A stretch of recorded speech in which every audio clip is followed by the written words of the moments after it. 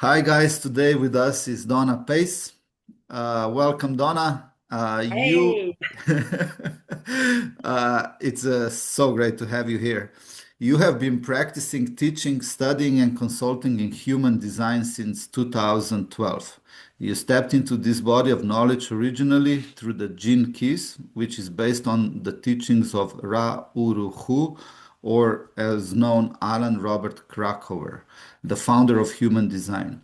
You have helped individuals, couples, parents, and groups better understand and embrace their true nature. You also run a business in creative strategic thinking, focused on education, enterprise, and public administration as a speaker, facilitator, university professor, master trainer, coach, and mentor, delivering all of this in six languages. But human design is one of your passions, and I'm super happy that you are here to explain this because I think this is one of the rare topics or tools that everybody should do it because it's not the case with other tools for understanding yourself, but I think this one is. And it really, since I met you and we talked, it really helped me a lot to understand myself better. So here we are today, first part to explain what human design is. So again, welcome.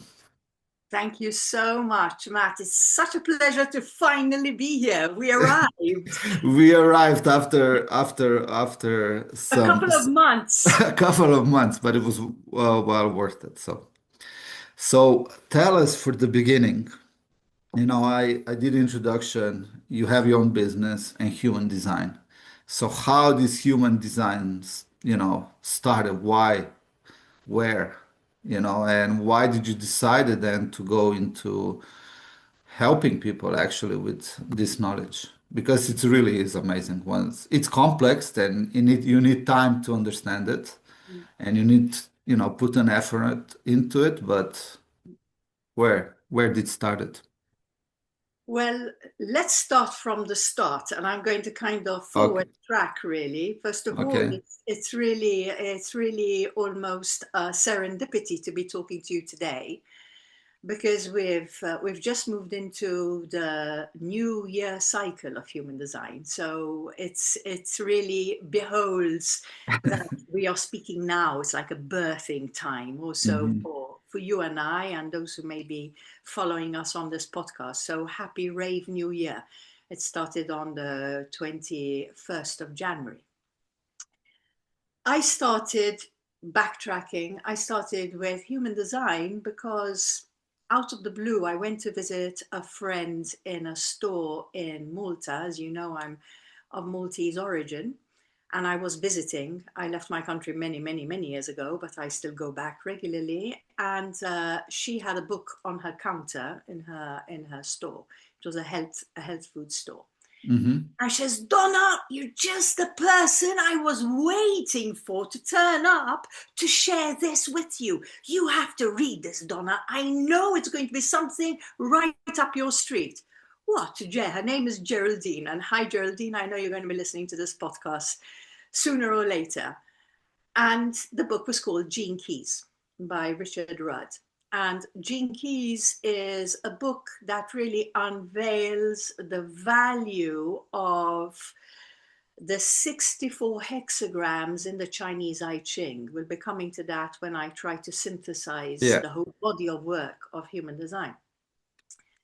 So, as it turns out, Richard Rudd was one of Ra Uru Hu's first students, and he was a human design analyst and a representative of human design in the UK for 7 years before he got into this other body of work, which he called the Gene Keys. So I read that book and I went through it with a fine tooth comb. It's all underlined, and I kept going back and taking notes and doing somersaults in my head. And because it was such a synthesis of the story of the human collective and the human individual, I was fascinated. And I've been fascinated ever since I was a child. When I was 13, I started studying astrology on my own. I started getting very interested in psychology. and psychotherapy and literature and history. So for me, my life's journey has always been, how can I understand the world by understanding the individual and therefore by understanding myself? So it's been my life's journey ever since I was a child. So that book for me was a first eye opener with regards to a synthesis of a great body of work, which I found was very relevant for me, especially Mhm. for my work in creativity, because my work in creativity also centers around how the individual and group dynamics work. I'm interested in the mechanics also of how we work. Anyway, that book led me to human design, which was obviously the origin of Gene Keys. And then human design for me was obviously the foundation stone.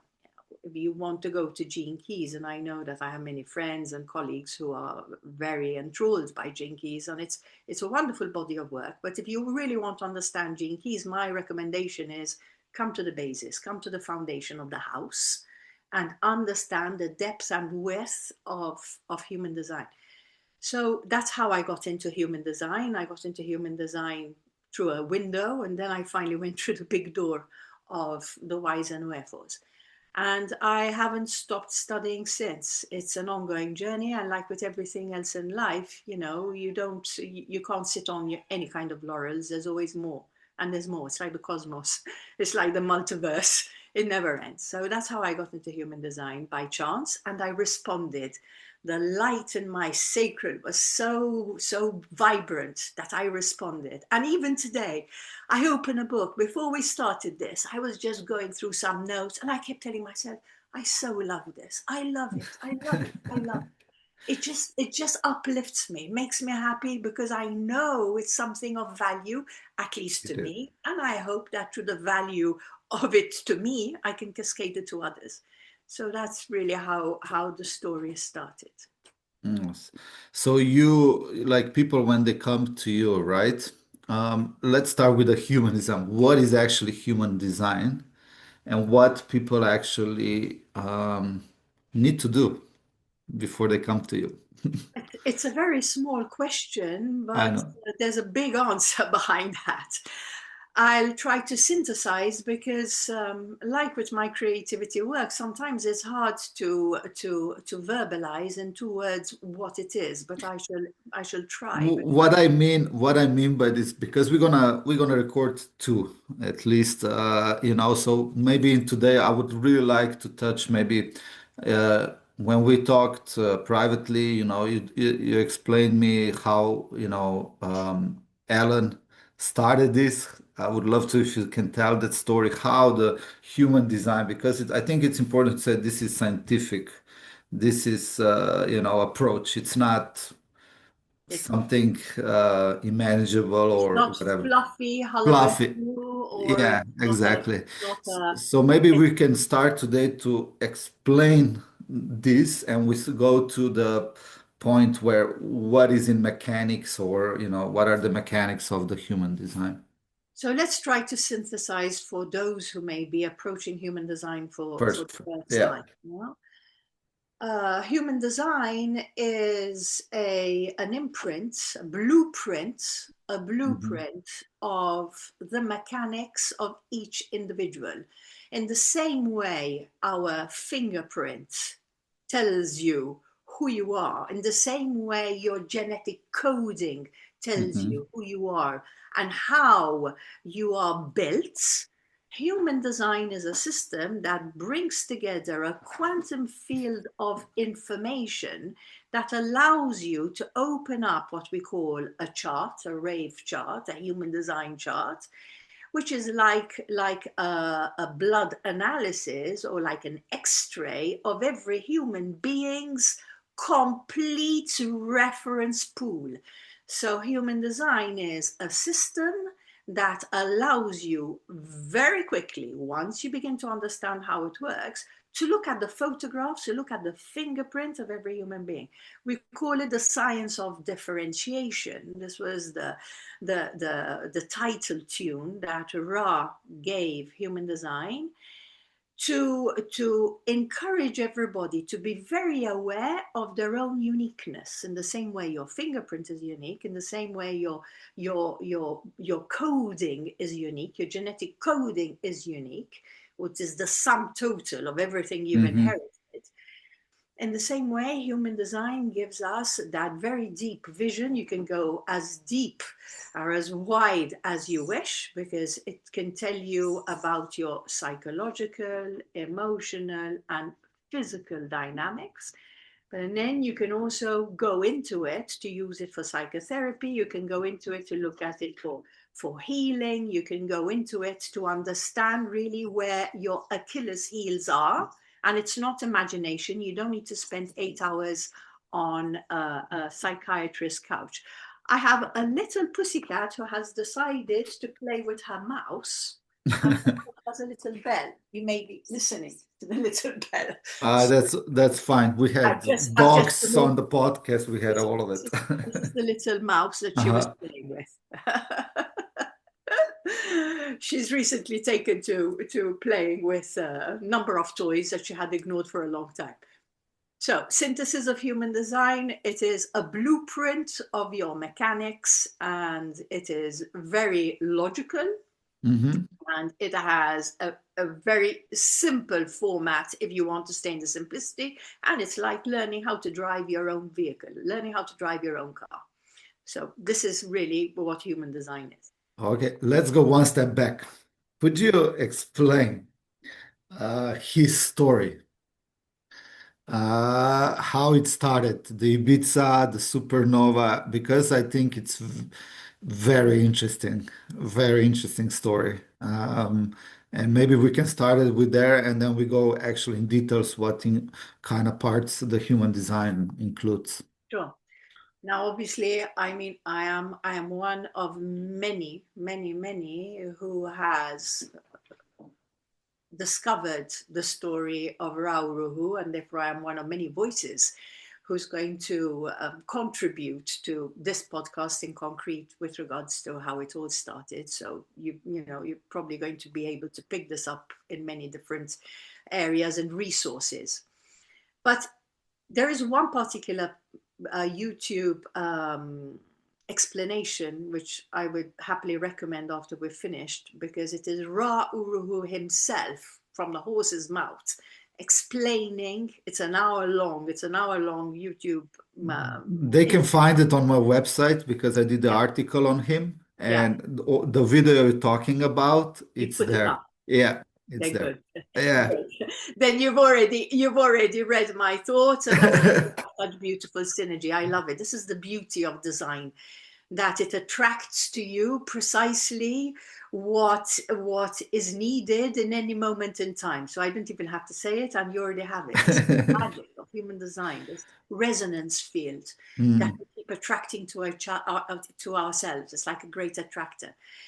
So to synthesize what you've already put up on your website, Ra Uru Hu, as he was known post his voice illumination, arrived in Ibiza just before 1987, rather disgruntled with his life in Canada, having gone through Amsterdam, looking for new opportunities, hooking up with people. And by chance, he met somebody who said, "Listen, a good place to be for you, really, because you're a little bit unstructured. You don't really know what you want so right now. So why don't you just go to Ibiza? It's not very expensive. There's a community of really open-minded people." Ibiza was known as a hippie kind of Hmm. lair at that time. And he decided to follow that person's recommendations and ended up in Ibiza, where he lived like quite a solo individual. He was known for being rather unusual, to say the least.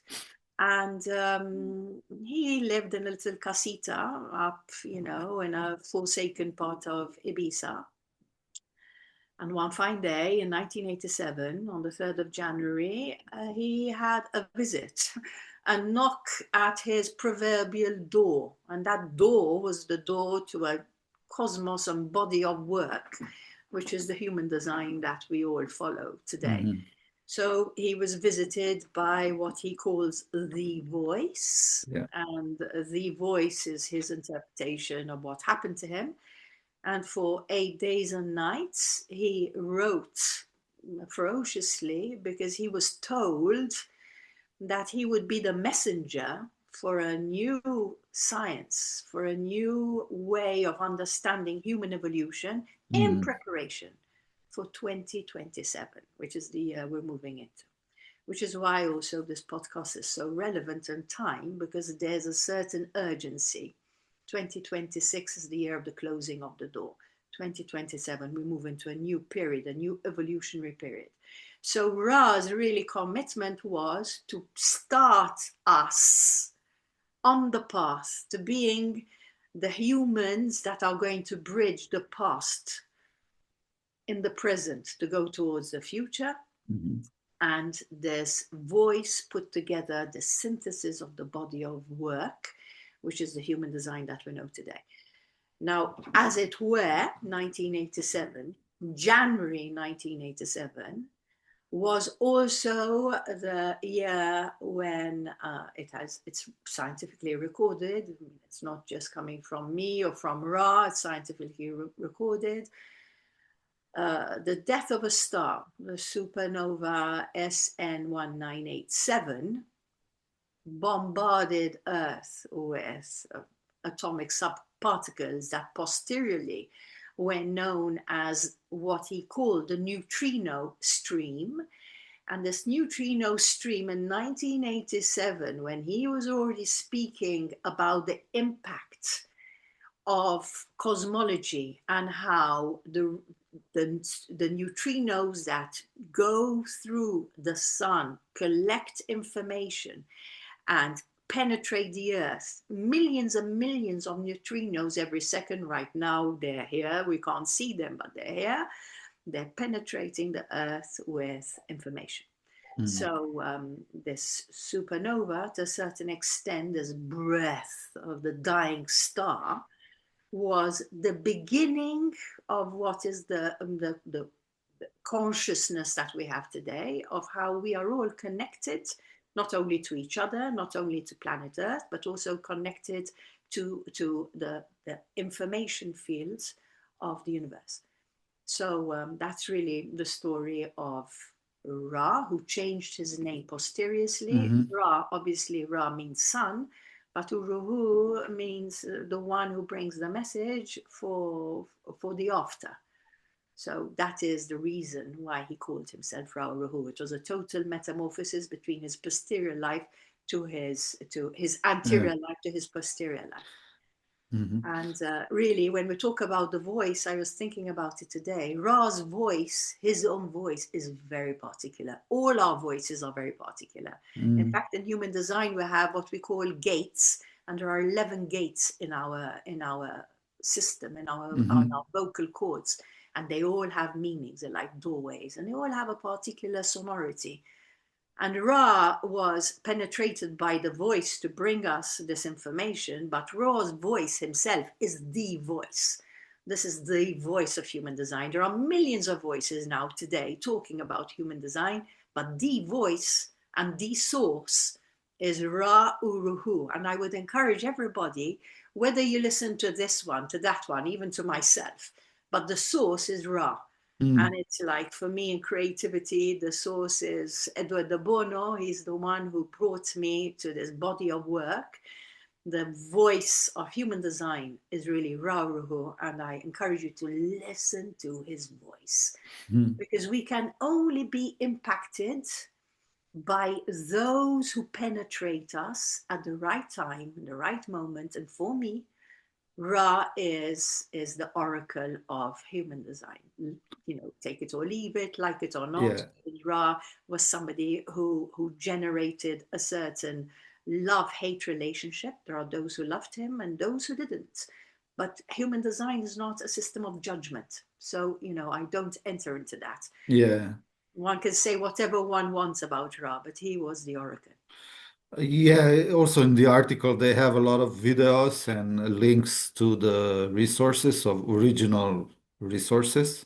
Mm. So they can find this voice and read his story and, do their own research continue. Well But done, Matt. Well done yeah, for preparing that so tech. conscientiously. Matt is so conscientious, so precise. Obviously, I say it knowingly because I see him. I know what he's like. I know what his dynamics are like, and it's not my imagination. I'm speaking from No, yeah, you did. experience. Thanks for the hours you invested in me with explaining my chart. That's what she's talking about. So it really, really helps me. I mean, I'm still learning, of course, and I'm still researching, but I watched a lot of preparing this article. I watched the videos and the ones that you mentioned, I didn't. I watch now the one that he's explaining human design, Mm, and he's saying like there's no better or worse. There's no better or worse design. It's everybody's unique. Everybody has their own issues that they have to go through. It's mm, called life. mm, And it was like with understanding all the details that we're gonna go into it, how it's built, and I'm gonna put his chart on it. Maybe you can explain through the chart.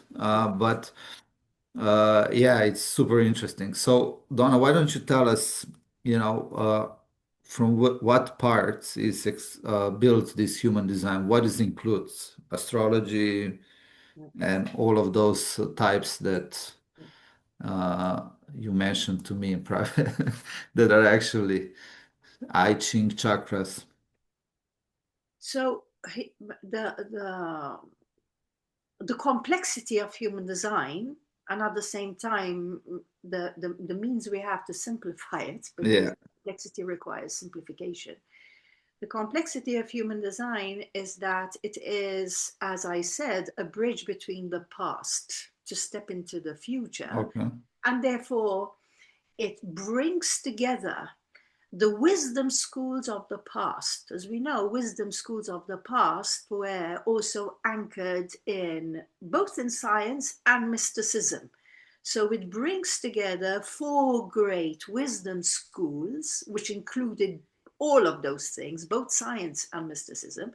So one of them would be the simplest one, probably the one everybody really relates to and understands very quickly, is planetary information, therefore the astrological information that is available because of the 12 planets that impact us all in our own solar system. And within human design, we actually include 13 because we include something called the sun. And the sun is the opposite position to your solar sign. So, Matt, for example, you're an Aquarius. And so we can see that in your human design chart right up at the top. I can see in your sun that you have an activation in Aquarius, but I will also include another position which is called the earth, and the earth is your direct opposite to your sun, and the direct opposite in your case would be Leo. So I can see that your earth is positioned in Leo. What does the earth represent? It represents also the way we embody information. There's our solar information, but there's our earthly information. So both are taken into consideration. So unlike a normal astrological chart, we look at 13 positions, not only 12. So there's astrology that's impacting your chart. Hmm. There's the Hindu chacric system, which is impacting your chart. As we know, we're energy bodies, huh? Hmm. Energy, frequency, and vibration. Nikola Tesla's greatest, triad. That's very much embodied in human design. And therefore the chakric system is also included in human design, except that once again the diversion is, instead of having 7 chakric systems, which is what we know, in human design we include 9 chakric systems. Why? Because in Hmm. 1781 there was an evolution of our species and 2 of our systems split, so that instead of having only 7 we now have 9.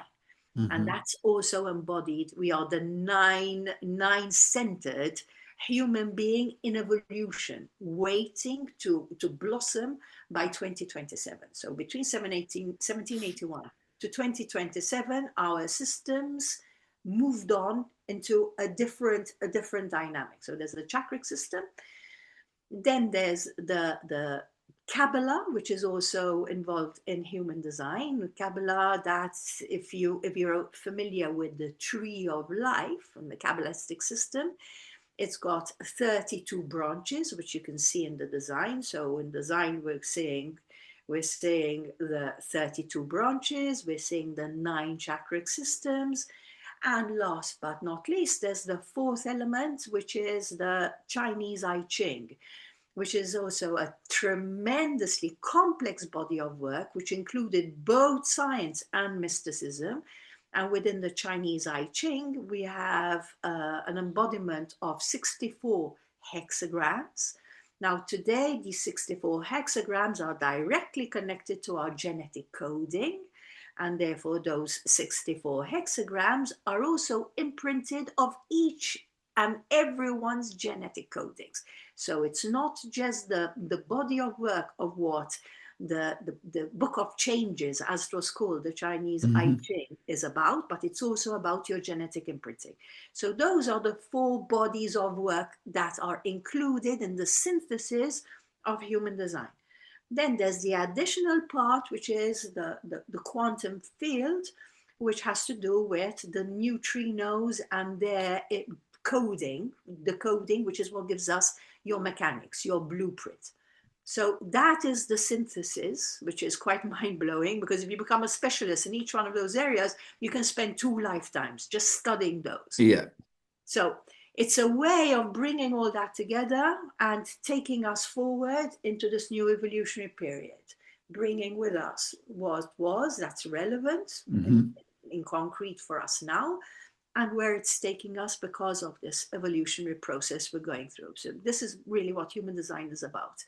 It is a synthesis of the todo, del todo, of the everything. Okay. So that is an explanation of, how the mechanics work. Okay. I would like to say that I Ching, right, it exists for, I think, for centuries, or I don't know, for very long time. 3,500 years. Here you go.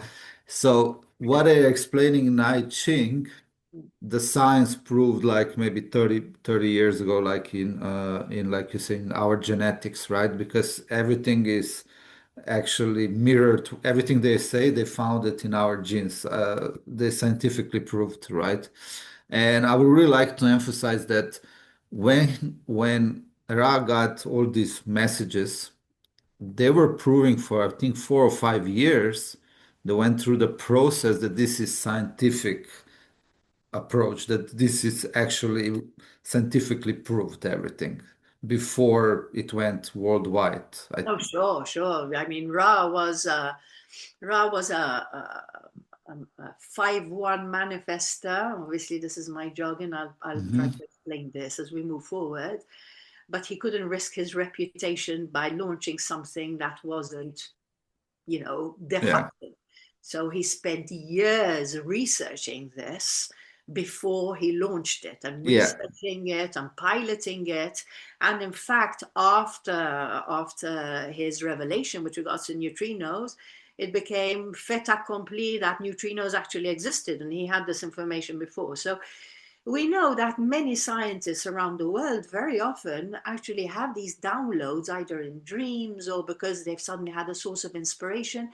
So it's not shocking to understand that at times we are visited by an enormous amount of inspiration, be it a voice, be it a person, be it a book, be it a moment in time, where suddenly consciousness just opens up, and it opens up for everybody else. And today there's also a very interesting article I was reading only last week, which I sent to a friend in Sicily, that there is proof that the universe is conscious. And now science and mysticism finally are coming together in a way which is a lot less divergent and more convergent. So yes, it is a systematic, logical understanding of how our human experience is built. Mm-hmm.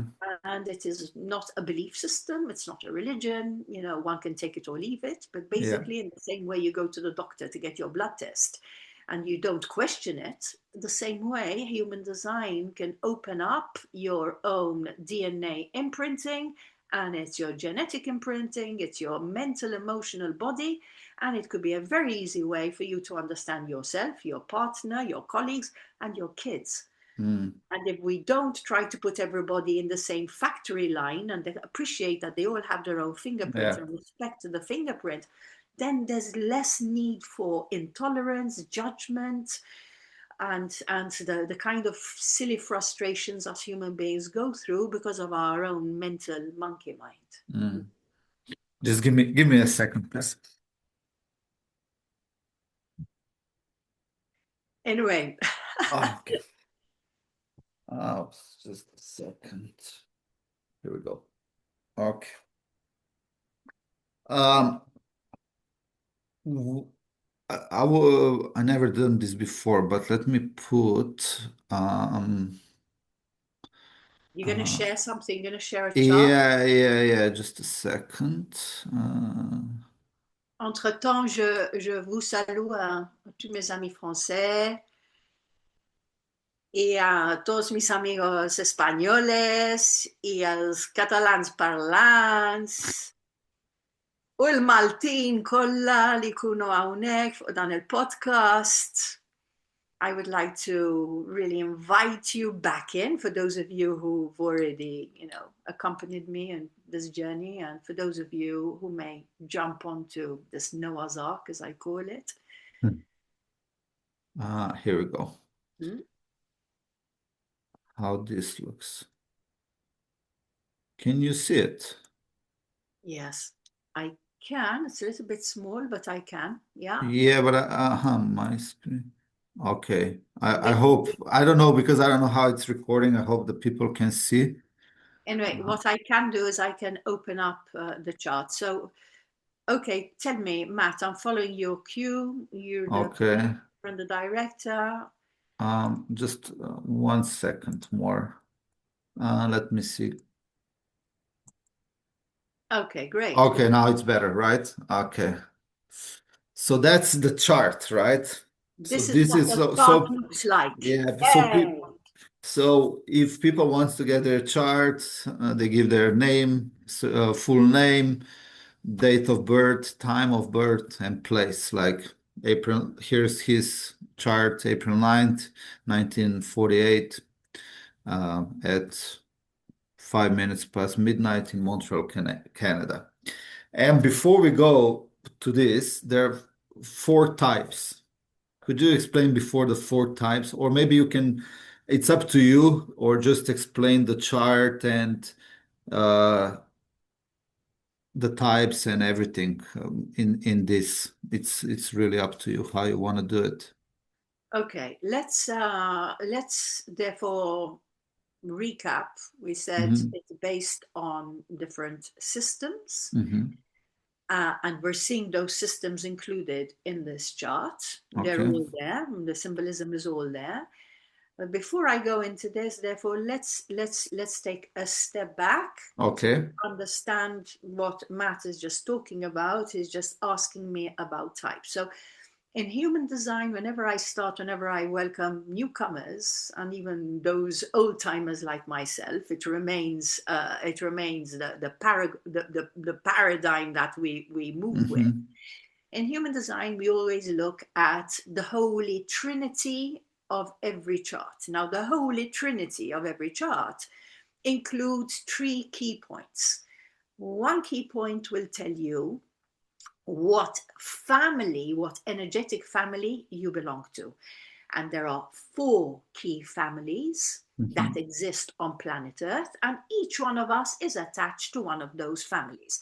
It's like remembering that, in fact, we all belong to one of the four major blood types. There aren't any other blood types Hmm. on planet Earth. So, four is a very fundamental number, actually. There are four seasons, there are four directions of the winds. So four is fundamental, and we belong to one of those four streams of energy types. So that's number one. Number two, there's another area we will look at in every chart, and it's called your profile. Your profile will tell you rather, will tell you how you are designed to operate from a psycho-emotional point of view. And there are therefore 12 different profiles. You are going to belong to one of those. And that is based on your I Ching positioning that we will see at the top of a chart. And number three of this Holy Trinity, we will look at what we call your GPS authority center. As humans, we have an inbuilt system which is really inclusive of a multiple intelligent system. Human design appeals to your understanding that our intelligence isn't just based in your mind, as we all were educated to think. In fact, we are multilateral intelligent beings, and we all have one particular intelligence, which is our guiding force. And therefore, there are different kinds of authorities, as we call them. So we all have an authority, a guiding GPS, which is based in one of our chakric systems. So in the case of Matt, for example, his authority is in his solar plexus, which makes his GPS focus his emotional understanding of himself and others. And this is what he brings forth in his programs. This is what he brings forth in his healing. His multiple major intelligence system that guides him is based in his solar plexus. So the triad of when we look at a chart, we're going to look at your type, we're going to look at your profile, and we're going to look at your authority, your main GPS. Mm-hmm. So having said so, now we open the chart. This is Ra Uru Hu's imprint. This is his genetic coding. This is the photograph of who he is. So what we know from his genetic coding is that he belonged to the energetic type of manifestors. Now there are, we said, four types, four families, and they all have a particular auric energetic field. One type is therefore called the manifester. There's another type that's called the generator. There's another type that's called the projector, and there's another type that's called a reflector. And these are the four families that exist on planet Earth. Now, Ra belonged to the energetic tribe, which is called the manifestors. Now, we hear this word has become so mainstream and so puerile and so cheap when we talk about manifesting this and manifesting that. Actually, it's kind of a resonance from our history, from our past. But I think very often it is very misinterpreted. And if you come to human design and you understand really what manifesting is, then perhaps it will give you a different take to understanding what this whole story of the manifesting is. Yeah, while we talk about manifesting, it's really, there's so many methods of everybody's promoting one version how to manifest. But if you don't understand yourself and you don't know the human design, you don't know how you can what works for you. Well done. Because for me is it's not that I every day think about the stuff that I want. For me, it's like decide what you want, put on paper, and put it in universe and forget about it. And if I do this every day, I'm doing the opposite effect. This is what I learned about myself. So I don't really do, visualization and stuff like that. I'm lucky it's easy to do for me visualization. I can visualize. I have to visualize so I can go there. But if I do every day, it has opposite effect on me. So once you know that, you understand yourself, you know which, method of manifestation you can apply to yourself. This is I don't know. Am I right about this or completely Well, missed? I'm very grateful for this contribution to the conversation, because when you begin to embody your authentic nature, stripped of all the pretense of everything that's been homogenized into your body, into your mind, and into Mhm. your emotional system, there is what we call in human design a magnetic monopole. And this magnetic monopole is what is the true manifesting tuning fork. When you are aligned and you are humming in what is your authenticity and your sovereignty and your resonance and your frequency, it's like your humming just attracts exactly what you need at the time that you need it, far beyond what your mind even thinks it wants. So it goes beyond even your conscious appeal to the universe, because actually your multi-intelligence knows exactly what is Yeah. good for you in every moment in time. So this is really what true manifestation is about. It's about, how do I peel off all the layers that are getting in my way of what it is that allows me to briller, as they would say in French, to shine my light, so that whatever really is in my field comes to me through my magnetic monopole. And Mhm. the magnetic monopole is centered really in the center of our chest, which we will see when I go through all the parts Yeah. of your chakra system. So that is really our interpretation of the manifestation. Any other kind of system that one wants to use is obviously everybody's own experiment, because after all, our lives is an experiment, and it's an experience, and everyone's is individual, and go Mhm. ahead. There's So it's not about being right or wrong. It's a matter of trying to explain really how the dynamics and the logistics actually may be functioning. It goes beyond your mind. It's just a surprise of what's right for you in the right moment of time will be attracted to that magnetic monopole, because you're not getting in your own way through your Yeah. mind. True. So shall we go through the chart and let's look at these areas. So we said Yes. Ra was a manifester, and that Mhm. is already a key ingredient with regards to the fact that he was the messenger of the human design system. So manifestors, and we split them all up into statistics. Manifestors make up approximately 9 to 10% of the human population, because they really represent the human being of the past that was built to last as much as he could, given the violence of our environment. We had not only climatic, but we had tribal and violent ways of dealing with each other for many eons, not always, but often. And therefore the manifester, because really creation is wise, wiser than we can even imagine, built humanity with a certain resilience in their energetic fields that allow them to be able to be more protected in their auric Mhm. energetic envelope.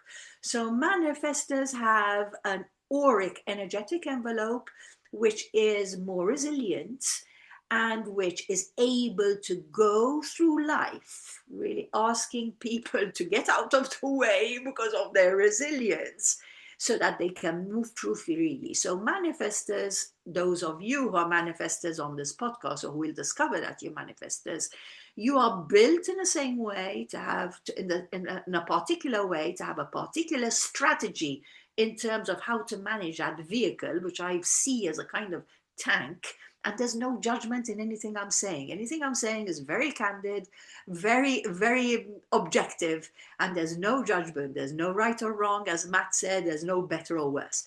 So manifestors are really built to be here to impact others. This is really their raison d'etre. Manifestors are here to create, orchestrate, ideate, think of better ways of doing things, put it out there, and they carry on with other things that are of interest to them. For example, my beautiful friend Mary Louise, who has been on this show, is a manifester.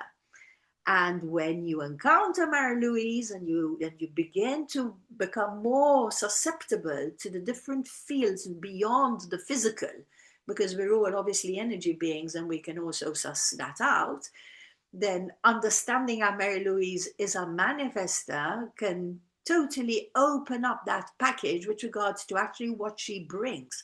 She orchestrates, she directs, and then she'll have to move on to do her own thing because she can't be stuck to somebody's apron strings for her. Like for Ra, having the freedom of movement to decide how and when I go through life in my time, in my with my flow, is absolutely key.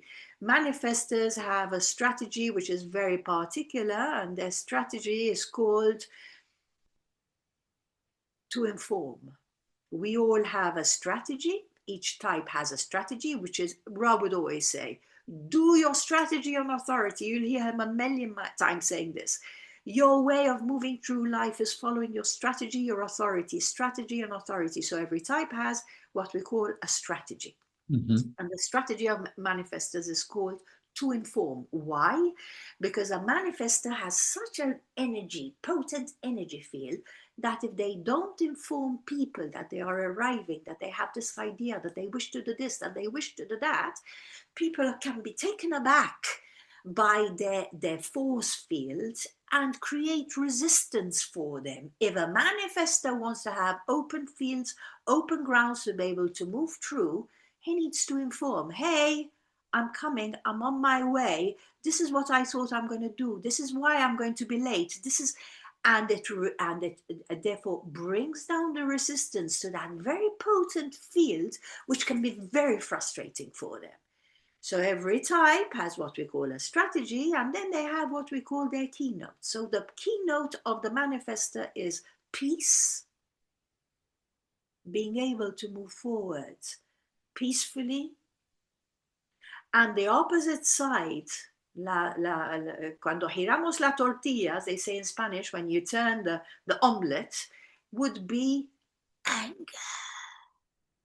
A manifestor can have great anger. You hear us speaking about this very often because of that resistance.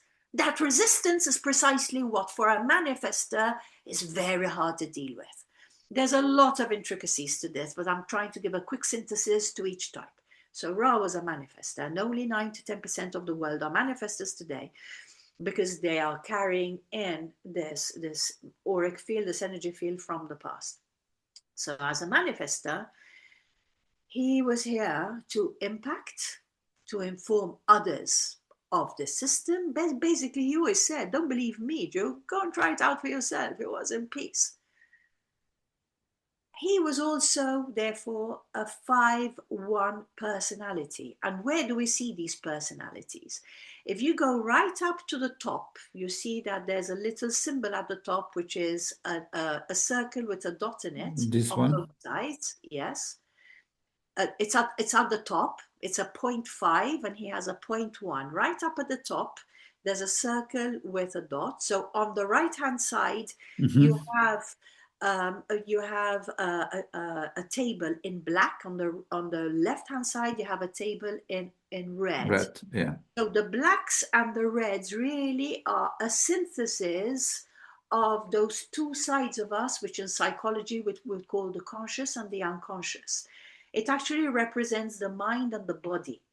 So the black side is the mind, and the red side is the body. In fact, the red side, when you go deep into human design, for those who are into constelaciones familiares, family constellations, the red side actually also embodies all your genetic coding, all your inheritance.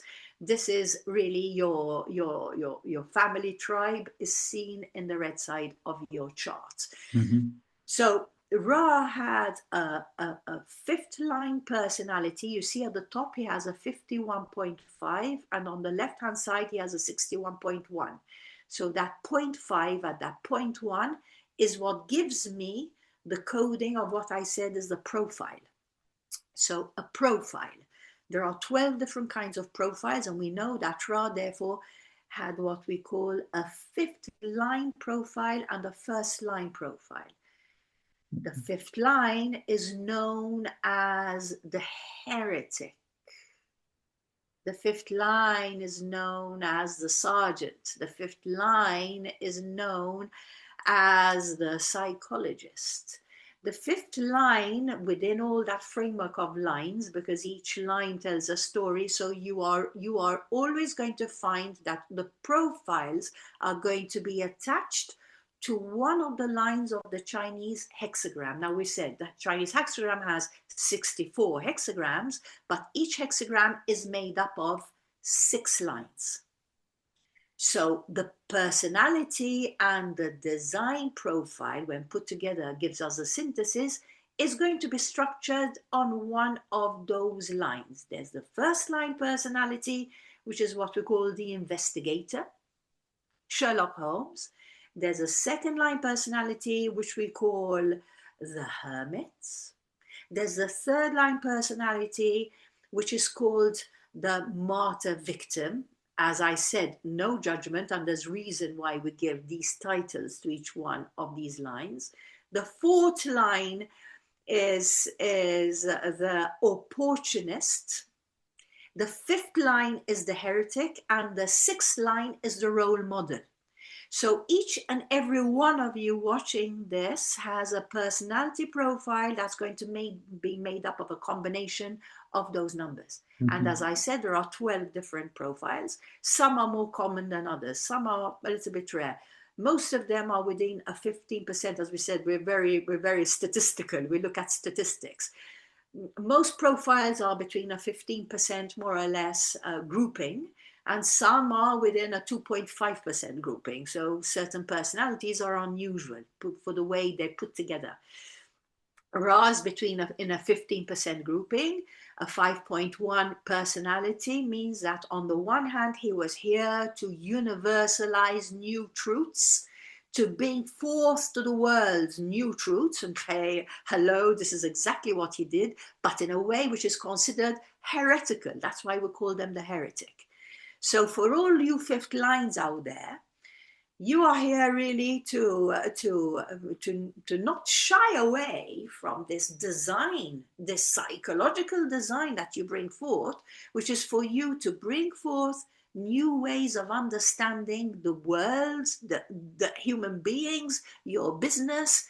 You are here to universalize something new. And you do that by reaching great numbers. Now, those great numbers can be in podcasts, it can be through your conferences, which is exactly what Ra did. On the other hand, he has a one personality, and the one personality is an investigator personality. So a fifth line can only bring forth information which is of relevance to the world if first it is based on a solid structure. A fifth line cannot speak through his backside. A fifth line, when they speak, needs to project a de facto truth, something that they've investigated. What did Ra do? Throughout the years that he investigated this before he brought it out, he didn't bring it out because he had been visited by a voice. No, there were many somersaults. First of all, he burnt everything that he wrote down to start with because he was so overwhelmed he thought it was rubbish. And then he started recapitulating. But then when he got seriously down into the ground, then it was all investigation, which is what and why his reputation is intact. Because a fifth line needs to have an intact reputation to be able to universalize new truths. Martin Luther King, fifth line, heretic. These are people who understood deeply those fifth lines, who have changed our way of understanding things, is because they have understood deeply what it is that they have discovered that they needed to bring forth to the world. So this is another part, therefore. On the one hand, we have Ra as a manifester, somebody who's resilient, somebody who walks through life, does his own thing, can't be held back. Then on the other hand, we have this psychological personality. He's a heretic and he's an investigator.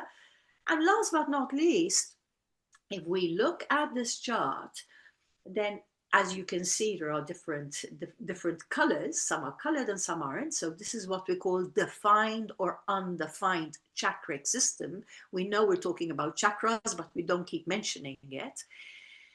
So we go through those. If we go through all the chakric systems, at the very top we have what we call the head, which is open to is the open recipient to universal consciousness, which is the Mm-hmm. open recipient to infinite information, and he's got it undefined. Then he has a defined ajna. So the ajna really is the processing system. It's a system that we use as our computer logiciel to Mm-hmm. understand what we've filtered through. He's got a defined throat. Therefore, he has the ability to communicate, to manifest his voice. He's got a defined, what we call magnetic monopole, or the self, as we call it in human design. This is the attractor pole. This is where we attract or detract what's coming towards us. He has a defined self, and the G center, which is the G center, is there to be able to guide us, to look for direction, to be able to understand love, and to be able to understand ourselves and therefore others. Underneath the G center, therefore now in white, we have an This open one. sacral system. Yes, so it's, as you can see, so we have three colors, and just Mm-hmm. below the three colors, there's the sacral system in the middle of the stomach. Mm-hmm. That is the sacral system. His is totally open. The sacral system is the life force. It's really our sexuality. It is the salt of the earth. This is what generators always have going. But he's a manifester. So a manifester does not have the sacral system designed. So when you begin to understand the different types, you understand what is likely to be defined or not. And last but not least, at the bottom, he's got an open root center. Mm-hmm. Now, on the left-hand side of this chart in brown, we have what is called the spleen. So these are part of the mutations from 1781. The spleen, he has a defined spleen. On the right-hand side of the spleen, we have the solar plexus, which is the emotional intelligence system. He's got that open. And then right on top of that, in a little red square, he's got what we call the willpower center, the ego center, or even the love center. So Ra's authority, I said that there are actually 7 different kinds of authorities, which is their GPS, was his ego. So therefore, Ra was a 5-1 manifesting egoic being. Egoic, do not take that in the sense of the interpretation we all give, because we're full of judgments, but it means that he had willpower. Willpower. And those who have a defined ego have a certain quality of willpower, which is different to those who have an undefined ego. So Mm-hmm. this also, and then will bring us into the conversation of what does it mean to be defined and what does it mean to be non-defined. But as I look at Ra's chart, therefore, I have a very quick map and a very quick entry point to understand what kind of energy system he belongs to. He belongs to the manifestors, what kind of psycho personality he's got, and what kind of authority drives him. What does he have to be vigilant of when he makes his decisions? And his Mm-hmm. decisions are really based on willpower, which is very nicely connected to his manifestor being. So Ra really was the perfect recipient of the human design information to bring this forth to the world. He passed in 2011. We had a big ceremony in 2012 in Ibiza to remember the 25 years of human design. Human design is it's a Mm-hmm. very young science. It's a pity that I missed him by 1 year because he had just passed. But Ra's legacy, and I would venture to say it, his legacy is what it is precisely because he was the container field for the Mm-hmm. perfect candidate to be able to bring this forth. Yeah. So it's very beautiful that you've put this chart up, and my hats off to Ra and all those who have followed in his footsteps, who have been, the cascading effects of human design in the world. It's my great, with gratitude and with, I honor what they Mm. brought forth, um, in I gratitude. nicely said. I think I have two questions, and I think we'll be done for today because we're gonna have another one. Yes. I had two more questions. First of all, can these chakras that, some are in defined, undefined, can through time change? That is one more defined after it. So yeah, if I look my chart, they're like white and some are color, but my crown chakra example is undefined. Can be defined through time and this chart changes, or is this like, no, this is who you are? Okay, that's a great question, because it's also the kind of thing that people kind of worry about. Am I stuck? Is it like this? Is there nothing I can do about it? Can I, which Yeah, is what we always want to do? Can yeah, I arrange it? Can I make this better? It's not exactly. about, it's not about better or worse. So I always say there are like three contemplations we need to bring into this when we're Okay. looking at our charts, that we are impacted by three things. One is your basic design. You come out of a factory and you're a Mercedes, you're a Mercedes. You're not going to become a Lamborghini and you're not going to become a Maserati. You're a Mercedes, you're a Mercedes. Punto y basta. So that is your design. Yeah. But and then there's also another area, which would be within the area of the red, but also I appeal to my other understanding and knowledge that I've attained throughout lifetimes, I suppose, which is that we are also impacted by what? We're impacted by our family constellation, we're impacted by what we've inherited. So that is also part of your overall design. And three, we're impacted by transits, by weather. We don't wear the same clothes in winter like we do in summer. We don't prepare our cars or our handbags for us ladies to go out in the weather when it's raining or when it's really hot. So those transits will also impact your design. So Mhm. therefore, what I also suggest and recommend is that, apart from understanding that this is who you are, this is your Mhm. factory, this is your Mercedes, this is your Lamborghini, this is your Maserati, what I also recommend is that you look at transits. There are yearly transits. So we all have a solar return transit field. So it would be interesting to see what clothes you're going to be wearing this year that's going to complement your own design. Yes, we all have our body and we will wear different clothes on our body depending on the time, depending Mhm. on the envie, depending on our desires, but within your design system. So, for example, this year, when I look at my solar transit, and by the way, I've also looked at yours, Matt, is that according to your solar transit, you get an idea that really this year there's going to be a different flavor, because you're going to find that actually you have more definitions that you actually have in your own design.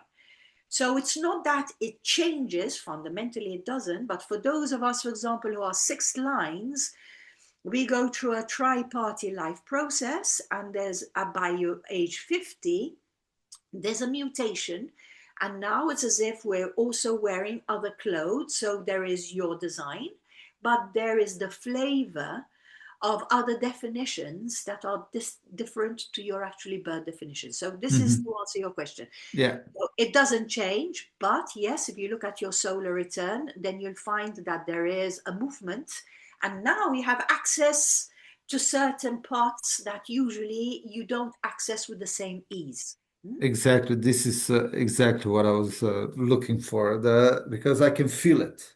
Mm. The things that I couldn't access in through my feelings before, or just this intuition, I can see things coming to me much more easily that before I could, go through the wall and it didn't happen, and now things are just happening Well, in because my I would venture to say, I mean, knowing you, and now I've known you yeah. for a couple of months, perhaps almost a year since the last time we first contacted, and I would venture to say that what is happening in your case is that every time there is more authenticity, there's more stripping of what isn't yours. And those open centers of yours are centers that are actually wisdom schools, Yeah, yeah, wisdom schools. So there are ways of you being able to take in information which is becoming purified, and you're understanding it under your own imprint and not under mm, imprints of others or the yeah, environment. So there's your own solar cycle which is going to impact you, but there's also the collective cycle that impacts us. yeah, So being aware of what you have that's open and that's defined helps you be able to manage that in a way which is a lot more conscious and a lot less permeable. So yeah. this is also part of that information. By the way, everybody, it's Matt's birthday very soon, 14th, 13th of February, right? 14th. 13th of February. That's right. Oh, look what a lover boy. There you go. There you go. There you go. That's the emotional part of your imprinting. On the 14th of February, Matt's birthday. So we all need to remember. Thank you. For the end, 2027. What, before you mentioned, but you didn't go in details. No, no, there's so much to unpack. Uh, we're gonna unpack it maybe more in details the next Yeah, time, yeah, but yeah, yeah, yeah. let's do like that. Yeah, let's do Yeah, like that. we'll leave you with Yeah, the exactly. fish rod. We hope you'll come back Yeah, and continue engaging in this unfolding for those of you who are new and for those of you who aren't. Because really we are in such a pivotal moment in time, and it is such a serendipity that we all meet in this moment in time, because we are all really crossing into this new evolutionary period which starts. The clock ticks 15 February, just after your birthday, next year, 2027. yeah. So happy New Year, happy rave New Year. Just Yeah, started now, 21st, 22nd of January 2026. We're in a pivotal time. It's going to be an amazing year. It's going to yeah. be a pivotal year, because next year we're walking into a totally new journey, and it's going to last 400 years. So Looking forward to explanation in the next one. Donna, thank you very much for your time and all thank the you, Matt. explanations. Thank you. And we'll talk. Merci. We'll do it another one soon, and hopefully people will watch it with super interest. So, Yeah. À tout le monde, tots, todos, el kulhat, to everyone. Have a great beginning of a year, and until next time, hasta la vista. bye.